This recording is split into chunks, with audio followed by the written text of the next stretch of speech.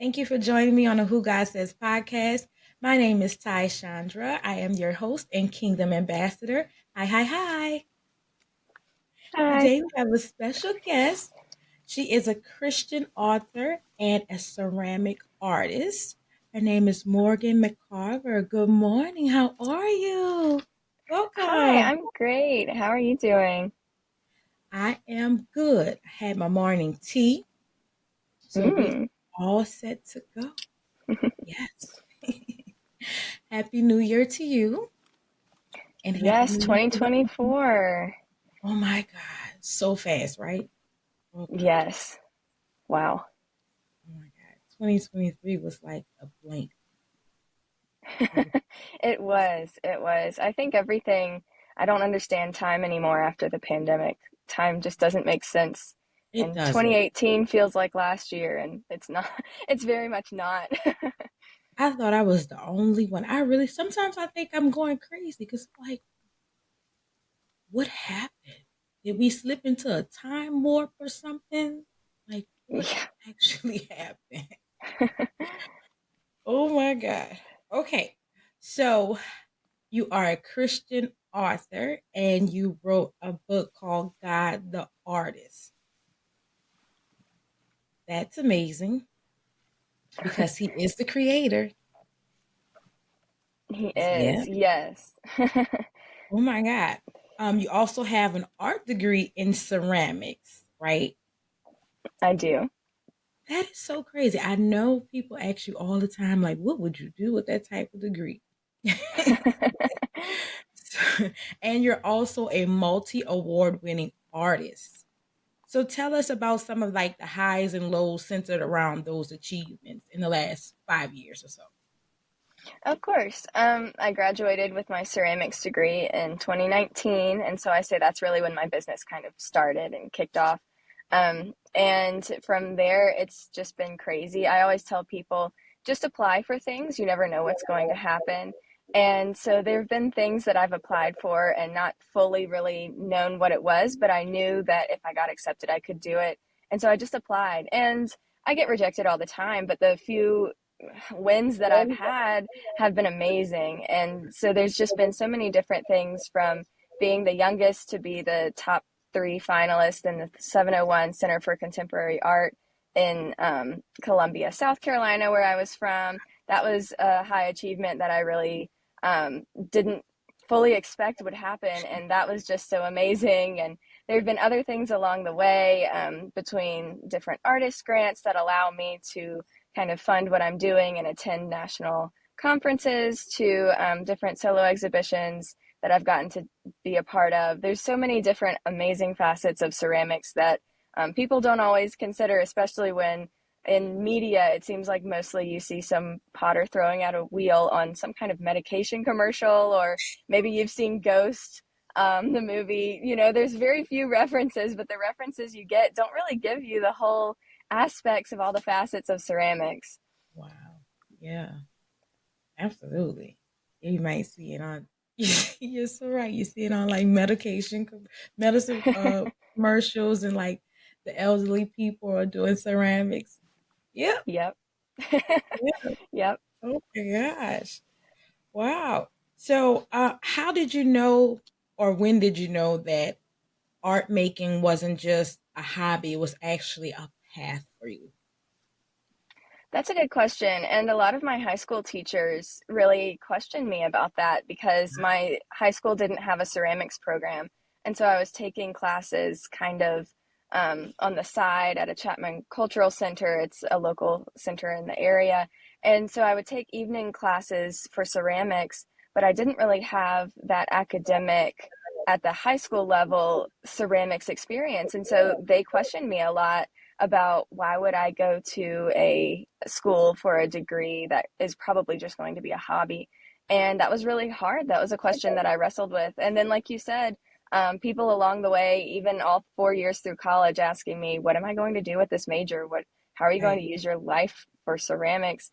And I would say, I don't know. I originally went to school thinking I would be art education student, and I actually changed my major before I even got there. When I was in the scholarship audition, I was talking to my professor, or she would be my professor later on, and she said that I really wouldn't get to kind of hone my craft if I went into art education. It would be more focusing on helping others discover their passion. And so I would take a lot more education classes than I would art classes. And she could tell at the time I really wanted to get better at my technique and my skill. And so I switched majors before I even Wow. entered into Anderson. And so it's been a crazy ride. I do have a full time job. You know, you've got to help pay the bills, got to get those benefits and whatever it is. And I love my full time job. I was my boss for a while. I was an independent contractor for a potter. And I learned I really don't like being a boss for myself. I'm not a great boss. I work Oh, myself too hard. I don't take enough breaks. yeah. And I learned I really like the structure of having a business world type job and then doing my own pottery in my free time. And then I'm less pressured to only make what sells. I can make what I want and let the viewers respond to it that way. So it was hard to know, to answer your question in a long roundabout way, it was hard to know whether it was going to be a hobby or something that I really wanted to pursue. But I just kept coming back to ceramics. Every time I would try to do something else, I felt like God just brought me back to ceramics, whether that was event planning or potentially going to school for art education. There were so many other paths I tried to take, and just relying on God, He just continued to bring me back to pottery. Wow. Wow. Yeah. Sometimes we have in our mind, what we think are great ideas. Like, you know what? Maybe I can try this and maybe I can try that. But if this is something he says you should do, you're not going to be able to get away from it. So Right. I completely understand that. Like, oh my God. So you spoke about not wanting to be your own boss. Um, I mean, because it's challenging. A lot of people don't understand. It's challenging. I know, owning a business and being your own boss is like the highlight of everybody's world now. They're like, oh, I can set my own hours. I can do this and I can do that. I want to be a boss. But it takes a lot. I don't think a lot of people understand it. So, what are some of the challenges that you faced as a small business owner when you were solely dedicated to being the owner of your ceramics business? Probably the biggest challenge was just my physical health. Ceramics is very Mm. physical, and it's also there's a lot of small particles flying through the air, so you've got to make sure that you're taking care of your lungs. A big danger to potters is silicosis, which is there's silica in the clay, and if you breathe it in dry dust form, you can develop like a cancer in your lungs. So there's all these different precautions you have to take around working in clay. But for me, it was really mainly physical because I would go to work for a potter. I'd be her studio assistant for a full day, and then I'd go to my studio afterwards. And so I was still, like you said, setting my own hours. I determined my schedule, but it's a very physical day, especially when you're putting in 10, 12 hours a day. And I just wasn't able to hold up to that. My body wasn't able to. And it was hard. I really enjoyed that life and I enjoyed that process, but I also was working myself too hard. And now I'm making up for it. I've got some knee issues and things that I'm trying to go to physical therapy and get fixed because I didn't take care of myself in the moment. And that's hard to Wow. learn, to slow down and listen to your body. But you pay the price if you don't. So, so here I am. But mainly I just learned, like you said, you set your own hours, but also in doing that, I just know about myself. I'm a workaholic and I want to do everything I can to succeed as much as possible. And so I just wouldn't say no to things like, working on a weekend, sure. Staying late, okay, that's fine. Whatever I thought that would get me farther or help me succeed more or whatever it would be, I would just do it instead of setting those boundaries for my own self and taking that time to rest and do other things and experience life outside of the pottery studio. I wasn't giving myself that time. Wow. Wow. Oh my God. First of all, I didn't know that pottery was that physical. I, when you think about, well, I would say the average person because I really wasn't aware. Because when I think about pottery, I think that just sitting, it's something that's soothing, it's calming. Oh my God, I really did not know it was really that physical.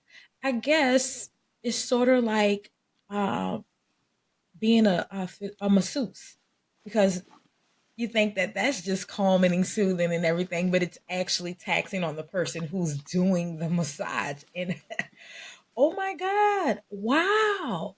I did not know that that was really, wow. That's a great, And then there's all these things about cancer and everything. Wow. Didn't yeah, giving the masseuse reference, that's a great reference because, like you said, it looks beautiful to do and it looks beautiful once it's finished. But a box of clay weighs 50 pounds. Usually, we're dealing with 5-gallon buckets full of liquid glaze or clay, whatever it is. So things can get pretty heavy in the studio. And I had scoliosis surgery when I was young, so I have to accommodate for that as well. So I even more have to watch what I'm doing than just the average person would. Oh, wow. So you scoliosis is that's the crooked spine, right? It is, yes. I had a curve in my spine. I actually had three curves, one in my neck, one in my upper back, and one in my lower back. And at 14, I had to have scoliosis surgery. But because of that surgery, I really discovered ceramics because I couldn't dance anymore like I loved to do. And so, for that year-long recovery of not being allowed to dance, I needed a creative outlet. And my mom signed me up for a pottery class. And I took that, and the rest is history. I just really fell in love with it. But you don't think like scoliosis surgery, major spinal fusion surgery directly to pottery. That's not really a normal path. So I know it can only be from God. That's right. It's amazing the way he used things that we might feel like is tragedy or um, like it's just something so surreal and hard, but he uses that as a way of calming and centering us to push us into the things that he wants us to do.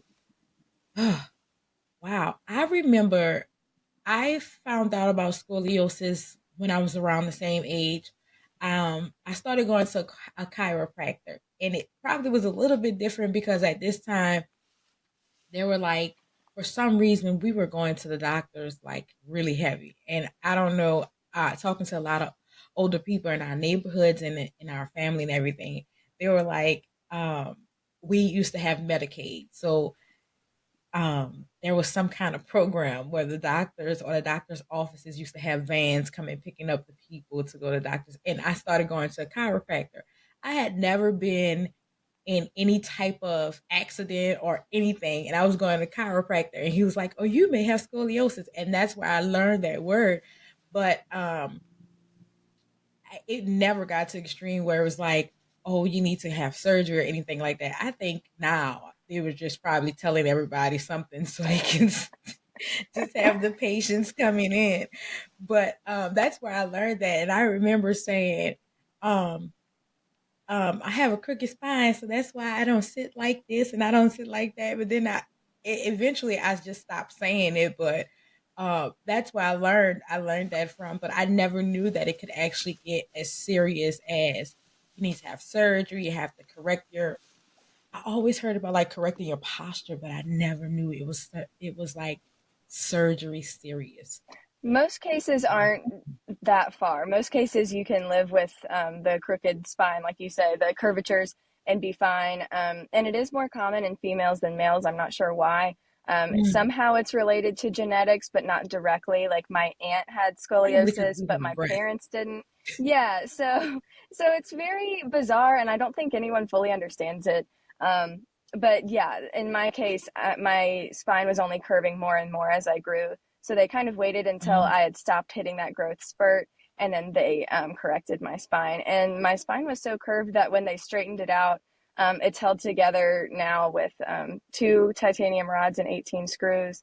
But Mm. I grew an inch and a half because my spine had twisted so much. I had like not necessarily shrunk down. I just wasn't growing straight. I was growing side to side in that way. So yeah, I was taller after surgery, which was unexpected for me. Oh, wow. Oh, Hi everyone! Join the Kingdom Fanatics community. Get exclusive content, green room access with our guests, and more. Visit our website at whogodsays.com. Like and follow us on Instagram, Facebook, TikTok, and make sure to subscribe to our YouTube channel.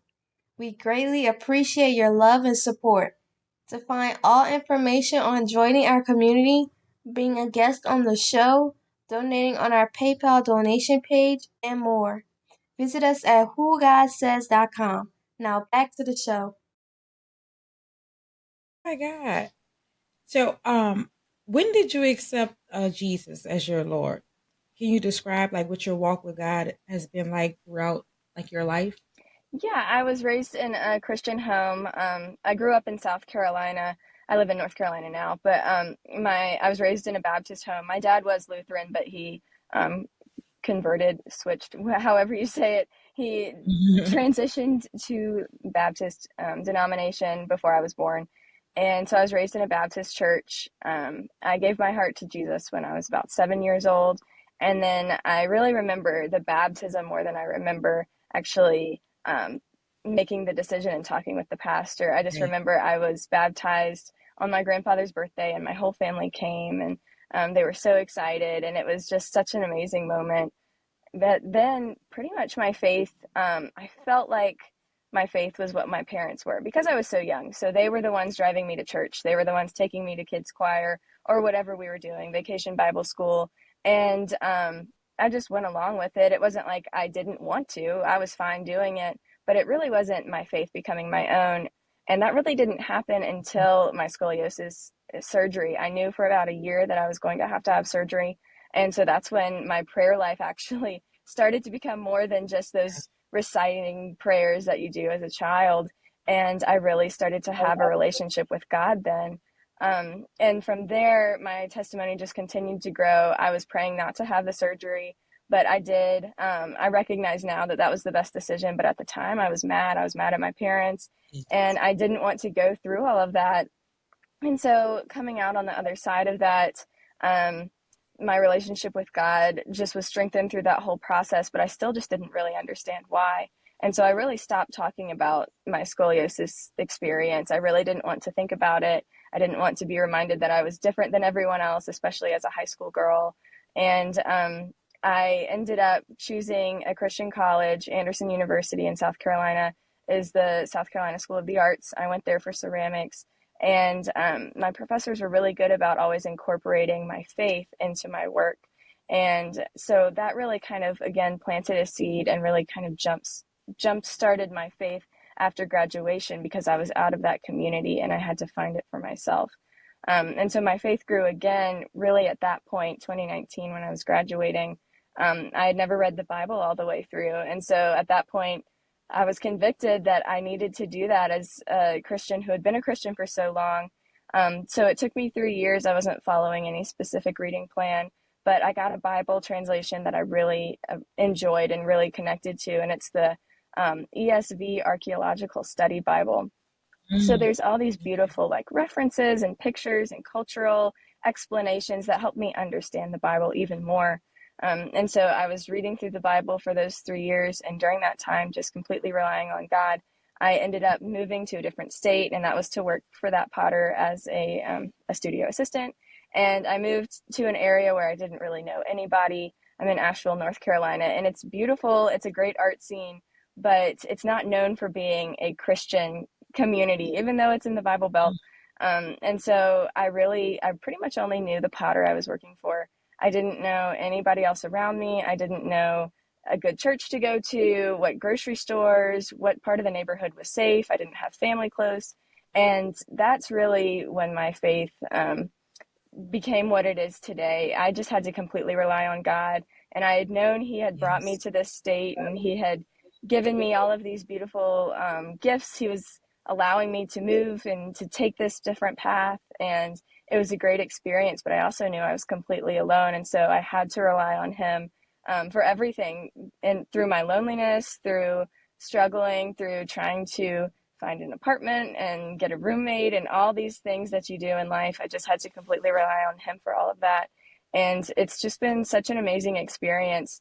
The more I rely on him, the more he leads me deeper. And that's brought about the book and just all of these beautiful things. Wow. That is amazing.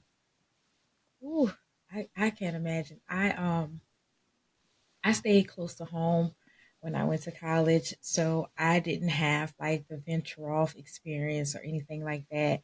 So I have an 18-year-old, and she wants to stay close to home too. And I'm like, I kind of want her to go away. Not that I want my baby to go away, but that I want her to not feel like I'm there as a crutch. Mm. Um, because I kind of feel like I want to push her into relying fully on God and not just saying, hey, well, if anything happens, I have my mom. Um, I don't think it's a bad thing, but sometimes I feel like it's maybe selfish of me. um, Not to say that I don't ever want my child to rely on me because I have instilled in them like when you need me, I am there. But they're very independent, but I also want them to have their own relationship with God. So I just thought that during that time in your life, like when I was 19, I came back home, and I started working for my parrain. I'm from Louisiana. We call our godfathers parrain. So my parrain, he had this crew of youngsters that he would drive around from state to state, and we would like they were like salesmen. So we would sell things. We would actually go door to door. Oh my God, I'm telling my age. Okay. Wow. Oh my God. So yeah, this is when there were door to door salesmen. Oh my God. Okay. And so we would go door to door, and I was like, okay, I want to do something out on my own. So I figured that was something that I could do out on my own. So I went on the road with my friend, went to a lot of different this is my first time ever traveling outside of Louisiana that I know of. I think we had like relatives in the country, probably in Mississippi and like Alabama and stuff. But as a child, I wasn't really conscious. We just driving, we're driving. But I started going with my parent, and we went to like different states and everything.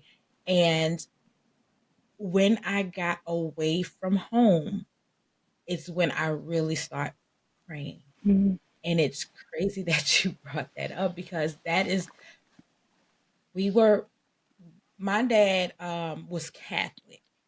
And so he didn't convert to Baptist until I think my grandmother just recently told me maybe about 4 years ago. So he's been Catholic my whole life. My mom, I have no idea because my mom wasn't really, she was in and out. And so my Nana would take me to church, and she was Baptist, and she was like one of the mothers in the church. So it was like every Sunday we're doing Bible study, every Wednesday we're doing prayer calls, because she was one of the prayer warriors in church. And so they would have this line where they call anybody who need prayer. They're like on this prayer line for like hours. And I remember she signed me up to get baptized, and I was probably about 8 or 9 years old. I remember, like you, getting baptized, but I don't remember actually, like you said, making that decision or that promise or that oath or that surrender, right?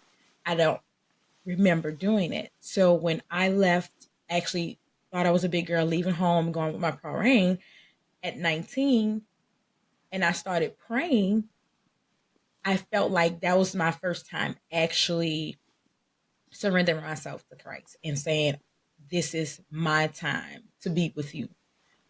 And then the craziest thing happened. I went to Michigan. Um, we were in Michigan, and I was like, oh my gosh, my first time being in Michigan. I want to go to Detroit. We went to Flint. We went to Detroit. I was standing on a corner, and two guys were on a bicycle. and one of them pulled a gun on me. Oh, oh my And goodness. I'm 19 years old, and I have always been like this as a child. I'm not scared of anything. I am not scared of anything or anyone. So the guy pulled out, because we had like these little packs, and in the packs there were like receipts. If people gave us cash, the cash was in there. If they gave us a check, the cash was in there. But he didn't know. He just was like, "What's that you holding?" And I was like, "How was that your business?" And he like pulled the gun out on me and was like, "Give it here." I was like, I looked at him and I walked over to the other corner. I was like, "You can go about your business." And he looked at his gun as if he didn't really have the gun in his hand. And he looked at me and he was like, "Do you not?" The facial expressions was like, "Do you not see this gun?" And I just looked at him and I turned my head like I couldn't even see him anymore. And after my parent came and picked me up and we got back to the hotel and everything, and everybody was talking about their day and everything, and I told my friend, I was like, a guy on a bike pointed a gun at me. He was like, "What?" He's all protected. Where was he? Whatever, whatever, whatever. And I was like, for some reason, I was totally fine. I didn't think twice. I was like, I mean, it could have been a toy. It could have, I don't know. It could have been a real, like an app. I just looked at him like, I don't care. Like it was stuff. And when I had time to sit down and think about it, all I could say was, "God, was that you?" Mm,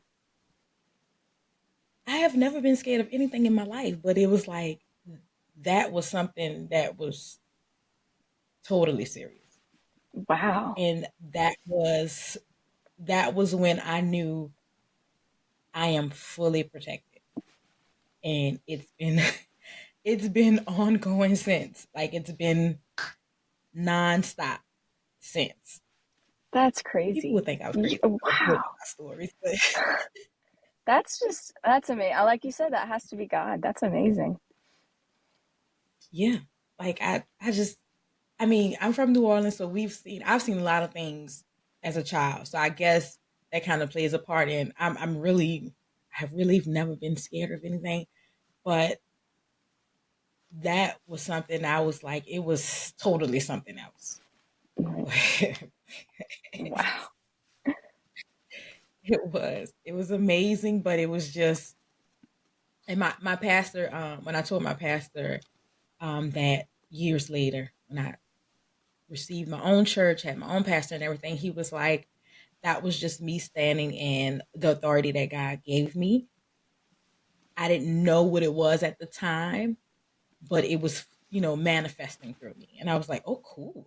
That's beautiful. Wow. I was like, "Ooh, okay. Feel a little something there. Okay." Okay, I want to ask you about your book, God the Artist. Okay. So what led up to writing that book, God the Artist? So that really started when I graduated in 2019. When I was starting to read the Bible, I was noticing these pottery references. And like I said, I had gone to a Christian school. So my professors were mentioning these references and connecting my faith to my work. And I thought there's got to be some kind of devotion I could read. I was looking for that community that you have in college and then you lose as soon as you Right. graduate. And I really wanted a devotion book for artists. And I couldn't find one that I was looking for that really went into and dived into all of those different pottery Bible verses because they're all over the Old and New Testament. And so I really felt the Holy Spirit at that time just saying to start taking notes, start writing things down. And me being Yeah. impatient, of course, I jumped the gun and was like, yeah, I'll write this whole manuscript and try to get it published in 2019. And I haven't read the Bible all the way through yet, but that's okay. And oh my goodness, I sent that manuscript off, and one publisher did reach out to me, but they pretty much said you'd have to have an editor rewrite this whole thing, and you're going to need to pay all this money. And I thought, I really can't afford to do that. I'm fresh out of college, and who's to say this goes anywhere? I mean, I don't know. And looking Right. back, that rough draft was so rough. I'm glad it did not go anywhere. Um, But I really, It wasn't it was finished. not Yeah. finished. And I was praying at the time. I was like, Lord, you told me to do this. And now all this rejection, what's going on? And I just felt the Holy Spirit saying that I needed more experience. I just needed to wait. And Mhm. I'm not good at waiting. And I thought that waiting meant like decades down the line, I'd be, old and retired, sitting in my rocking chair, like writing a memoir or something. And that really wasn't the case. In that span of time since graduation in 2019, I had gotten a job for a pottery studio. So I was working as their customer service, answering phones, stocking the retail store, learning all about products, techniques, firing kilns. I was teaching private pottery lessons Mhm. to students. I was doing one-on-one lessons, group classes, doing all this stuff, teaching. And you learn so much, of course, by teaching because someone asks you a Yes. question and now you've got to figure that out.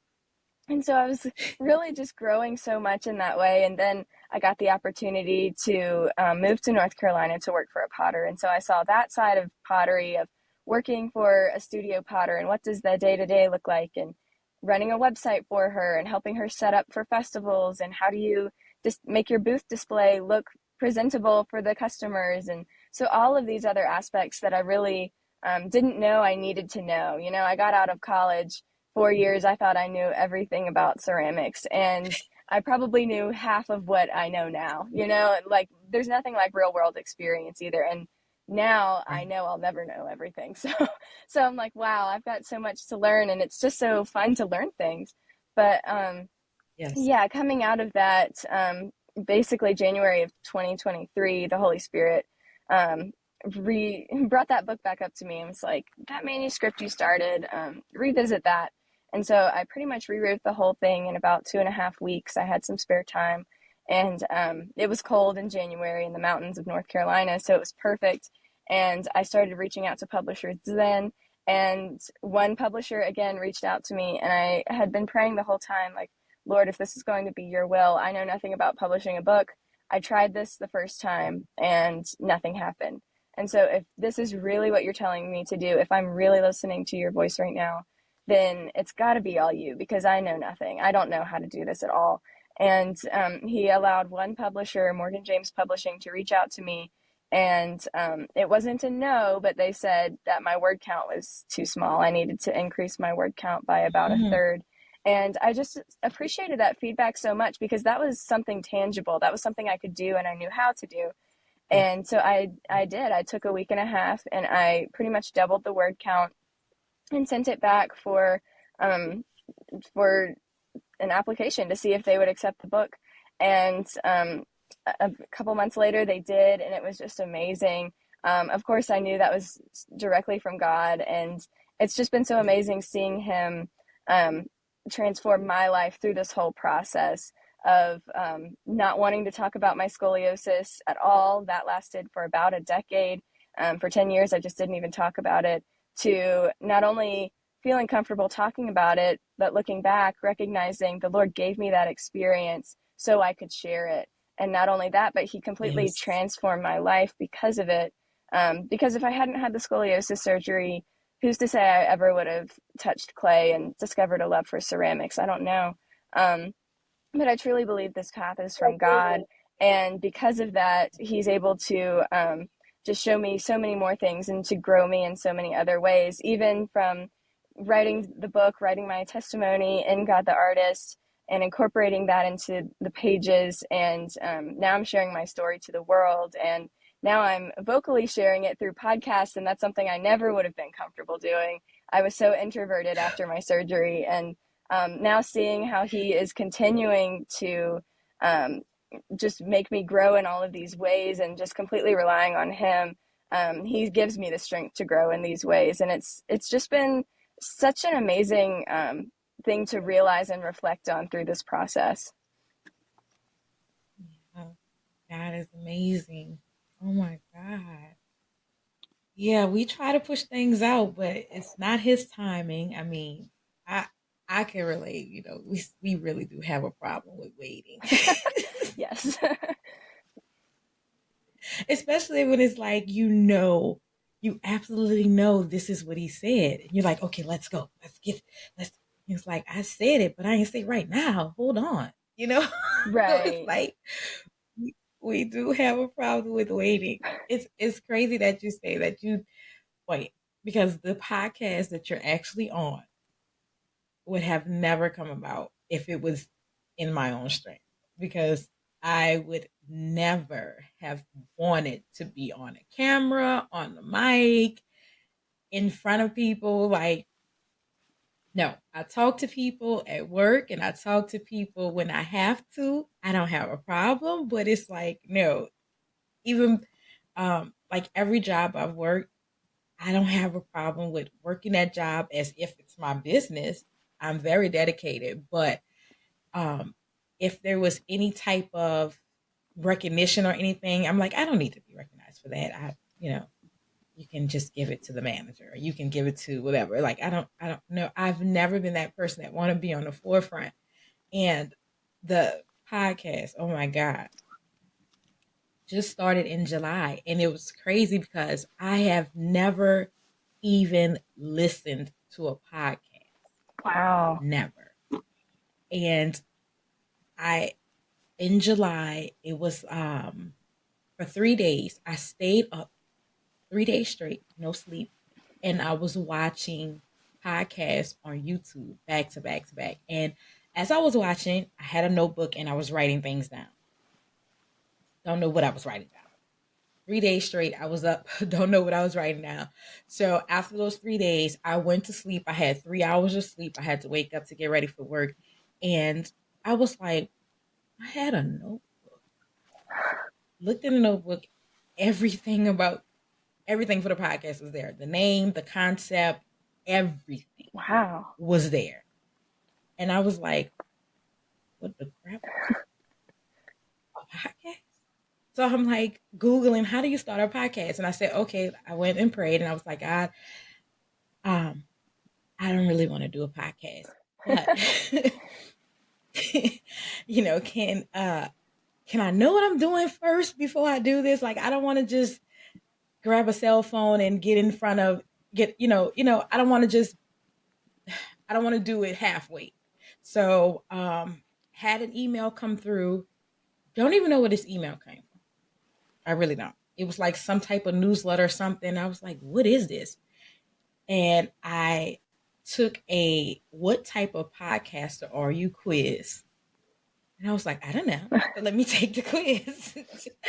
Took the quiz and got introduced to Alex and Filippo, and then the rest was history. He had a great course for podcasters. I took that course, learned so much, even learned about editing videos and all kind of things. And I was like, okay, yeah, okay. So I started recording. I was like, okay, guys, so I'm going to start recording the video. I recorded a video of myself. I was like, I don't like this. This looks like a Tubi movie. I don't like this. It looks so low budget.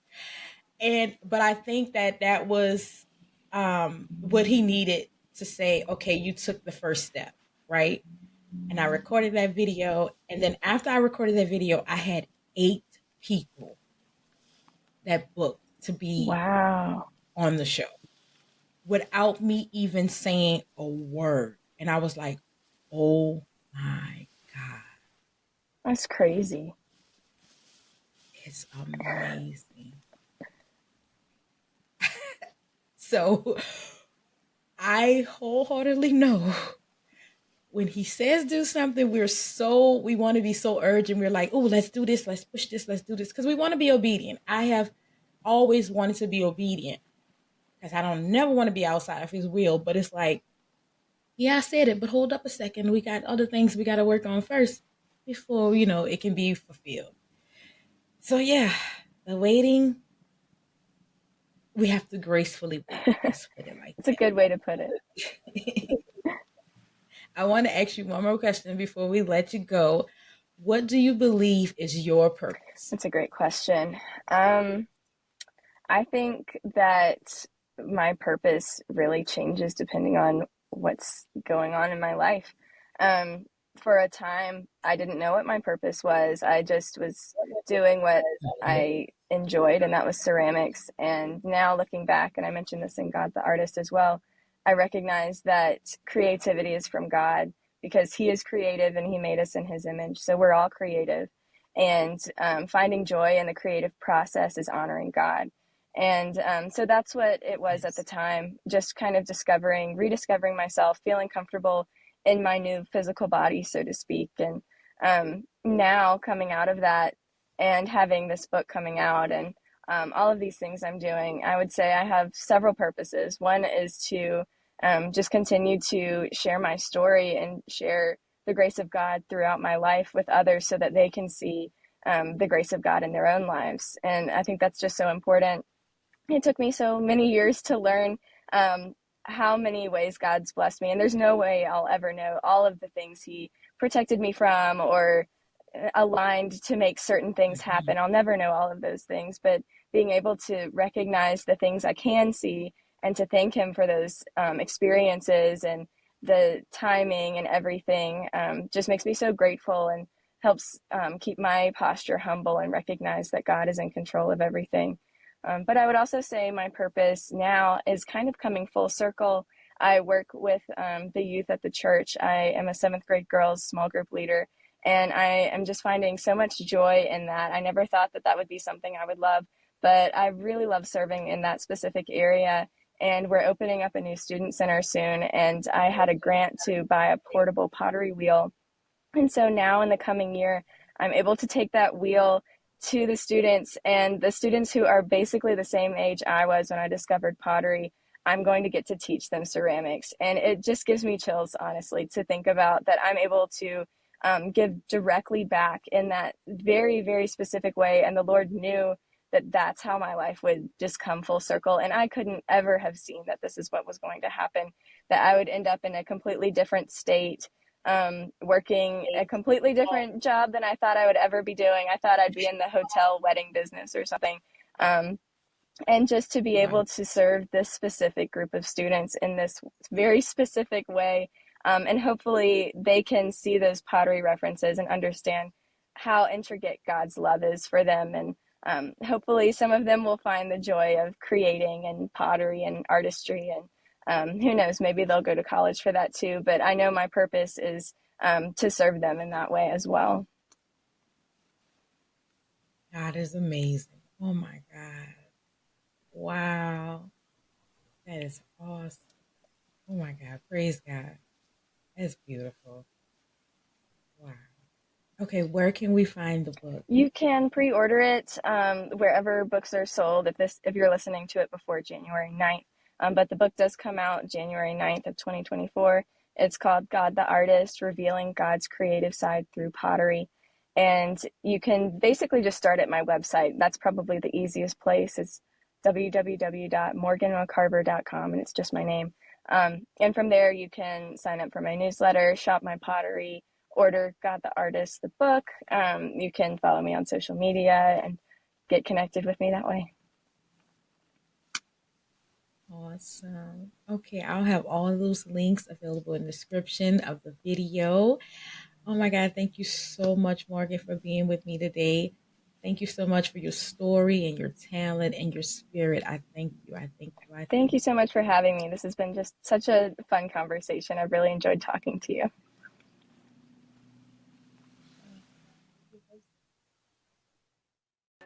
Thank you so much for hanging out with us today on the Who God Says podcast with your host and Kingdom Ambassador, Ty-Shaun-Dra.